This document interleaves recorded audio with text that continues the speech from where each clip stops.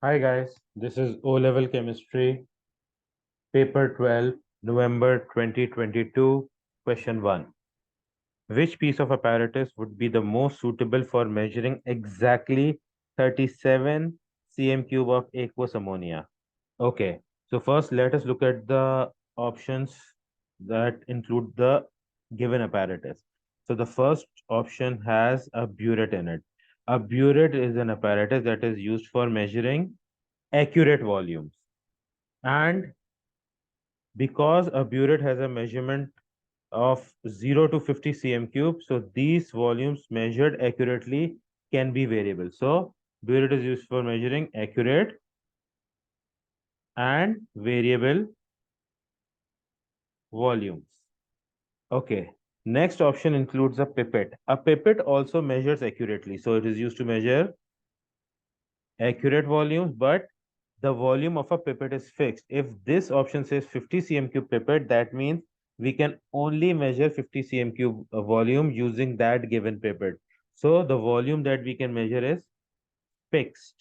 Whereas in the burette, we can actually take between 0.1 till 50 cm cube volume of any liquid, and that measurement would also be accurate. Next is a gas syringe. Now, a gas syringe is used to measure accurate volumes of gases. These could be variable volumes because a gas syringe has different gradations on it. So we can measure different volumes of gas accurately using a gas syringe. And the fourth option is a measuring cylinder. Now, a measuring cylinder is used to measure volumes, but not accurately. It is used for measurement of approximate volumes. Now, when do we measure approximate volumes? We measure approximate volumes when something given to us is in excess. Like in a reaction, they say take 50 cm cube of HCl in excess, which is in excess. So we don't necessarily need to measure accurately 50 cm cube of HCl. So we will not be using a burette or a pipette for this. We will be using a measuring cylinder. So a measuring cylinder here is used to measure approximate volumes, but these volumes can be variable. So now coming back to our question is asking us to measure exactly here implies accurate measurement of 37 cm cube. Now 37 cm cube is a variable volume. So accurate and variable. So our correct option for question 1 would be option A, a 50 cm cube burette.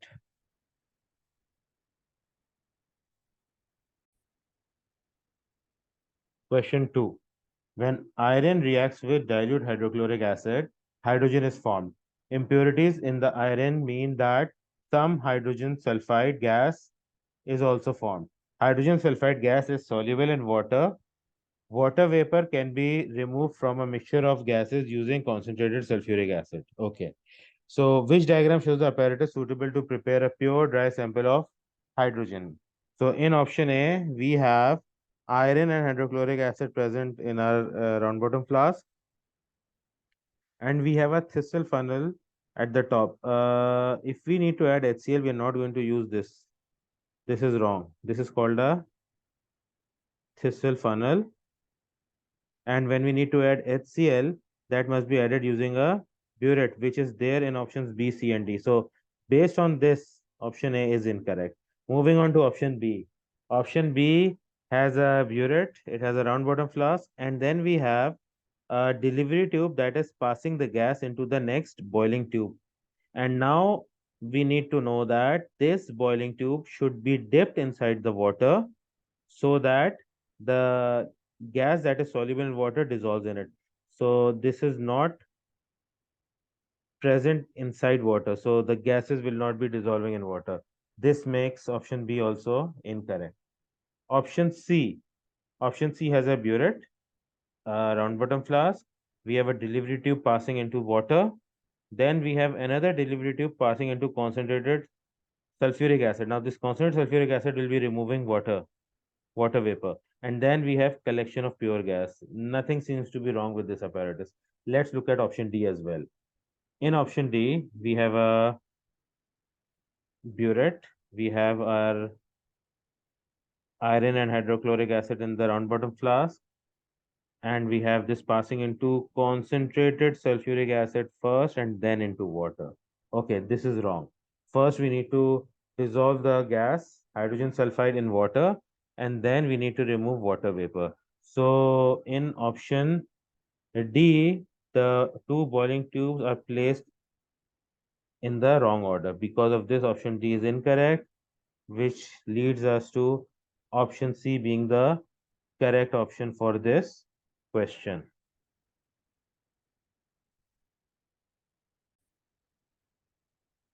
Question 3. The following tests are carried out on a sample of green crystals. Okay. The crystals are dissolved in water and the resulting solution is divided into two portions. So this shows that these crystals are soluble in water. Okay. Aqueous sodium hydroxide is added to the first portion. A green precipitate soluble in excess aqueous sodium hydroxide is formed. Okay, a green precipitate is formed which is soluble in excess sodium hydroxide. This is a very typical reaction for Cr3 positive ions, chromium ions. So presence of chromium ions is indicated here. Next, no, it is the same part.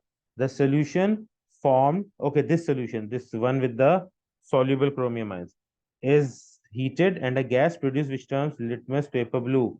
Okay, so in the same solution, we have a gas turning litmus paper blue. This gas is ammonia gas, and we are only adding sodium hydroxide and heating. So ammonium ions are present in our sample, which on heating are converted into ammonia gas, which turns litmus paper blue. So ammonium ions are also present. Okay, now the second portion. Dilute nitric acid is added to the second portion, followed by aqueous barium nitrate. Okay, nitric acid followed by barium nitrate. A white precipitate is formed. Okay, this indicates the presence of sulfate ions because barium sulfate is insoluble in water. If it contains sulfite ions, right? This also indicates that SO3 2 minus sulfite ions are absent because sulfite ions are soluble in acid. Because we added nitric acid first, then sulfite ions, uh, if they would have formed a precipitate with barium nitrate, then it would have dissolved in nitric acid. So absence of sulfite ions. Which three ions are present in the green crystals? Ammonium, yes. Chromium 3, yes. Sulfate, yes. So option A is the correct option. Let's look at the other options. Ammonium, yes. Iron 2, no. Sulfate, yes. C, chromium 3, yes. Carbonate, no. Sulfate, yes. Option D, iron, no. Nitrate, no. Sulfate, yes. So just like we concluded, option A is the correct option for this question.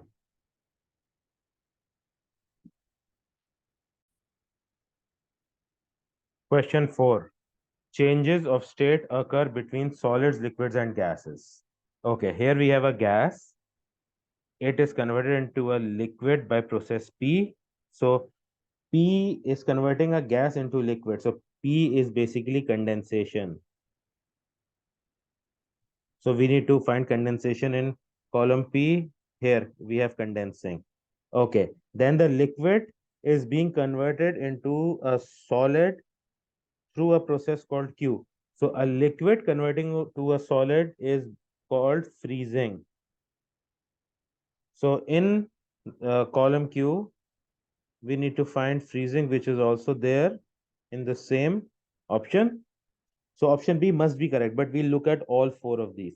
Right now, in the backward reaction, a solid is being converted into a liquid through a process S.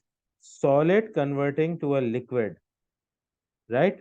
Solid converting to a liquid is melting.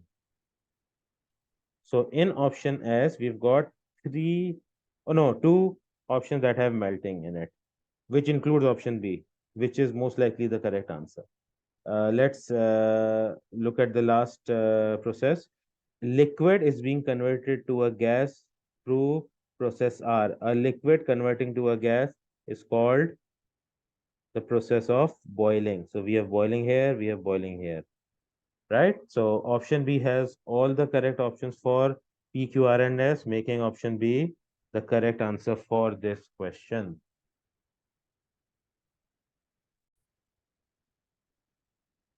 Question 5. The table shows information about some oxides. So the structure of these oxides is simple molecular and effect of water dissolves to form an acid. Okay, so for which of the elements, nitrogen, phosphorus, sulfur, and silicon, could this information about their oxides be correct? Okay, first of all, oxides of nitrogen is NO, NO2. Oxides of phosphorus is P4O6 and P4O10. And oxides of sulfur are SO2 and SO3. And oxide of silicon is SiO2. So these oxides, oxides of nitrogen, phosphorus, and sulfur are all simple molecular, right? So structure of the oxide could be either of these. Whereas for silicon, SiO2 is a macromolecule. It is a covalent molecule, but a giant covalent molecule, not a simple molecule. So silicon is not the structure they have asked here. Another thing, now they're talking about dissolves to form an acid. Dissolves to form an acid means dissolves in water. So all oxides of nitrogen, phosphorus, and sulfur are soluble, whereas SiO2 is insoluble in water, being macromolecular. So the option that we would select would contain nitrogen, phosphorus, and sulfur. So A contains phosphorus and sulfur. Nitrogen is missing, so A is not the answer. B contains nitrogen, silicon. Silicon is wrong, so B is not the answer.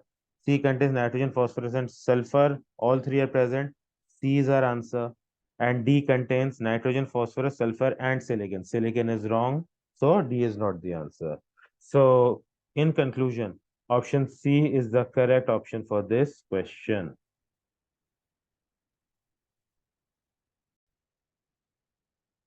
Question 6. Which statement about iodine atoms and iodide ions is correct? So, iodine atom and iodide ion. They are both isotopes of iodine? No, isotopes do not carry a negative charge. They are not. They undergo the same chemical reactions? They cannot. Iodine atom is basically a covalent substance, whereas iodide ion is an ion. So they also do not undergo the same redox process. Iodine atoms will undergo reduction, whereas iodide ions will undergo oxidation. So no, option B is not correct. Option C, they have the same number of protons. They will have the same number of protons, yes, but their number of electrons would be different because the iodide ion has one additional electron present. So this option is correct. Option D, they have the same physical properties. No, iodine is a simple molecular solid like we just discussed, and iodide ions are part of a crystal lattice. So an ionic crystal lattice. So option D is incorrect, making option C the correct option for this question. Question 7. The table contains information about four substances. Which substance is an ionic compound? Okay. State at room temperature. Ionic compounds are solids at room temperature. So option A has been eliminated. B, C, and D all contain the solid state. Next, conducts electricity at room temperature. It will not be conducting electricity at room temperature, would it? No, it would not, because it needs to be either in the aqueous state or in the molten state, and it cannot be in the molten state at room temperature, and they have not discussed anything about it being present in water. So options B and C have also been eliminated, which means option D is correct, but we will follow this question through. So conducts electricity when molten, yes, this is correct. Conducts electricity when in aqueous solution, yes, this is also correct. So all the facts about an ionic substance are correct in option D, making option D the correct option for this question.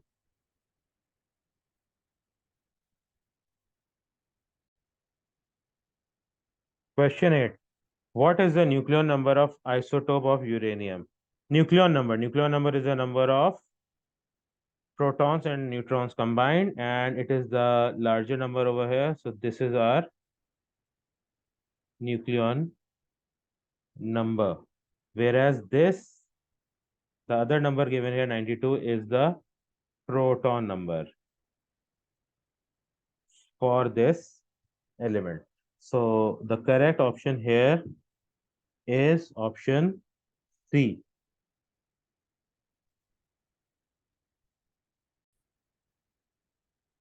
Question 9.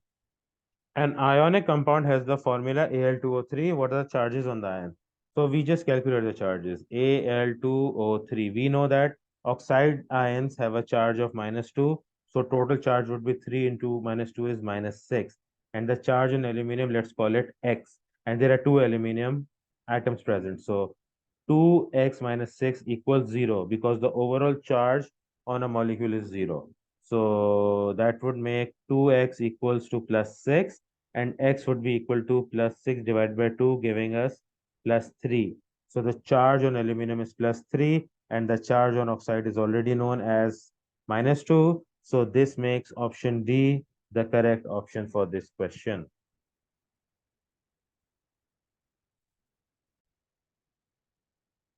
Question 10. Which two pairs of atoms are held together by the same number of bonds? Okay. In A, first pair of atoms, the two carbon atoms in a C2H4 molecule. Now, C2H4 is ethene.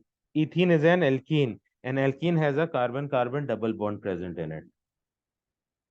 Okay, and the second pair of atom, the carbon atom and one oxygen atom in a CO2 molecule. So the structure of CO2 molecule is O double bond C and C double bond O. So they are talking about just one carbon and one oxygen, which is also held together by a double bond. So this makes option A as the correct option for this question. But we look at the other options as well. The two nitrogen atoms in an N2 molecule. So nitrogen are held together by a triple bond here, and the two hydrogen atoms in a hydrogen molecule. So hydrogen single bonded to another hydrogen atom. Option C, the two oxygen atoms in an O2 molecule. So two oxygen atoms are held together by a double bond, and the carbon atom and one hydrogen atom in a CH4 molecule. CH4 is an alkane, and alkane have all single bonds present. Last one, the two oxygen atoms in an O2 molecule, again an OO double bond, and the two nitrogen atoms in an N2 molecule, so N held by a triple bond to another nitrogen atom. So we've already discussed option A is the correct option for this question.